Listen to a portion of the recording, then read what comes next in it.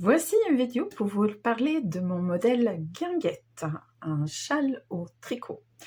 Peut-être connaissez-vous déjà ce modèle, mais est-ce que vous connaissez son histoire?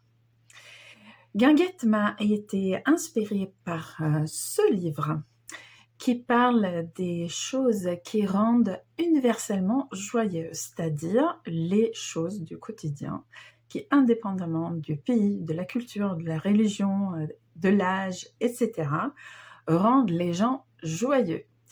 Et parmi les éléments qui rendent universellement joyeux, il y a les couleurs vives et les formes rondes en profusion. D'où, bien sûr, les pompons de guinguette. Un autre élément d'inspiration pour ce châle était ma gamme de fils mérinos fin, qui est donc un fil 100% mérinos, superwash dans la grosseur fingering, 200 mètres au 50 grammes. Donc c'est une gamme de coloris avec une vingtaine de couleurs et j'avais très envie de les mettre en valeur. Dans la base, les coloris neutres chinés qui existent, je vous les présenterai un peu plus loin, et dans les rayures, des 3 couleurs contrastantes. Pour la forme, j'ai choisi le croissant de lune, c'est-à-dire un châle en arrondi, bien allongé, parce que je trouve déjà que c'est une forme très intéressante à porter. Comme d'autres formes de châle, c'est pas évident de voir que c'est exactement cette forme que vous tricotez pendant que vous êtes en train de faire le châle. Et là, l'étape du blocage est vraiment indispensable parce que guinguette prend sa forme au blocage. Pour le point, je me suis amusée avec un point simple en maille endroit et maille envers. Je trouve qu'au tricot, ce jeu de maille endroit, maille envers, c'est une source d'inspiration infinie, car on peut obtenir tellement d'effets différents. Et je dirais que le point assez simple que j'avais choisi a pris tout son sens quand j'ai posé des rayures dessus.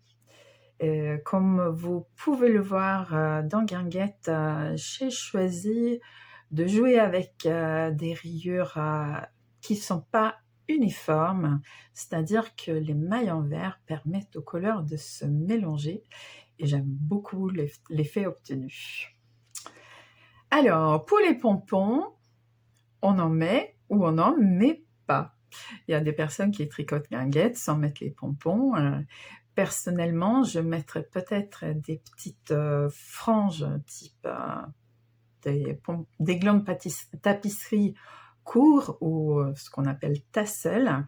Mais vous pouvez bien sûr terminer sans les pompons parce que le châle se termine avec un joli petit ourlet en picot qui peut suffire à lui-même.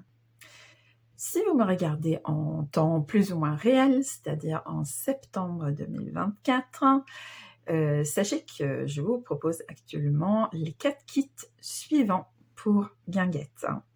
J'ai reçu un nouvel arrivage de mérinos fin qui a permis de nouveaux jeux de couleurs et je suis ravie de les partager avec vous. La version numéro 1 et c'est les couleurs du premier prototype que je porte sur moi, avec un fond en gris granit et des rayures en abricot, tangerine et rose indien. Désolée pour le trou de mémoire. Dans la version 2, j'ai voulu poser des couleurs plus chaudes sur un fond de Gianduja qui fait partie des coloris chinés du mérinos fin.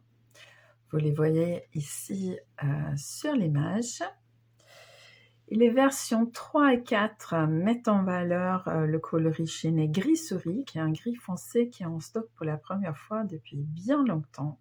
Et là, vous trouverez des harmonies à base des coloris Echeverria et sous le cèdre, illuminés par le jaune inca.